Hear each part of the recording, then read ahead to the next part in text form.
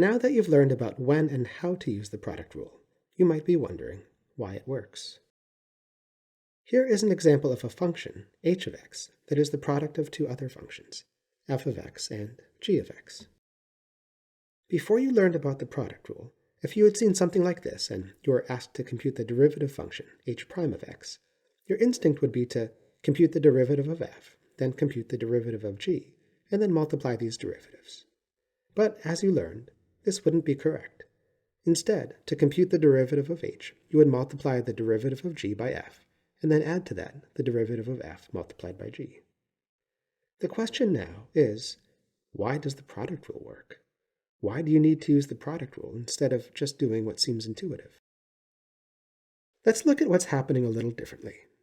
Since multiplying two things can be thought of in terms of area, I'll describe the product rule in terms of lengths and area. So I'm going to represent f of x as the length of one side of a rectangle, and I'll represent g of x as the length of another side of the rectangle. So now, h of x represents the area of this rectangle, because h is the length times the width. And then h prime of x represents how quickly the area of the rectangle changes as we change the value of x. Now, if we increase x by a tiny amount, then f of x will also change by a tiny amount. In the past, we've called this delta f. And when the change in x is small enough, we write it as df. Similarly, as we increase x by a tiny amount, then g of x will also change by a tiny amount, which we'll write as dg. Next, let's think about what happens to the area as we increase x by a tiny amount. As x increases, f of x changes by df, which creates a new rectangular region. Since df is really small, the area of this purple rectangle is also really small. Similarly, g of x changes by dg, and this creates another new rectangular region. Since dg is really small, the area of this brown rectangle is also small.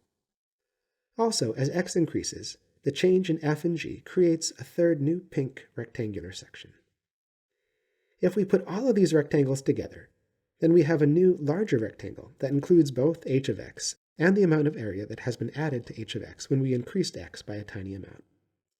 Since the area of this larger rectangle is h of x plus dh, then the area of this L-shaped region represents the dh.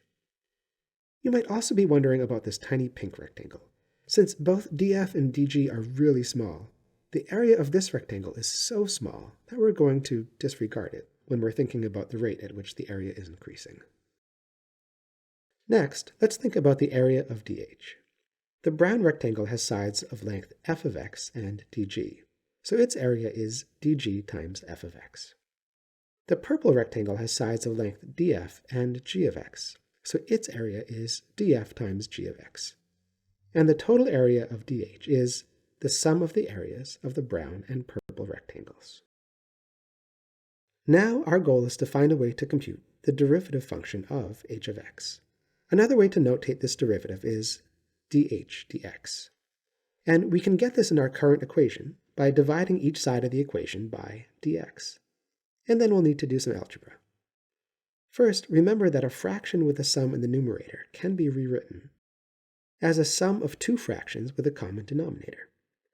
And then, when we have a product in the numerator of a fraction, we can rewrite it as a product of two fractions, where the second fraction has a denominator of 1.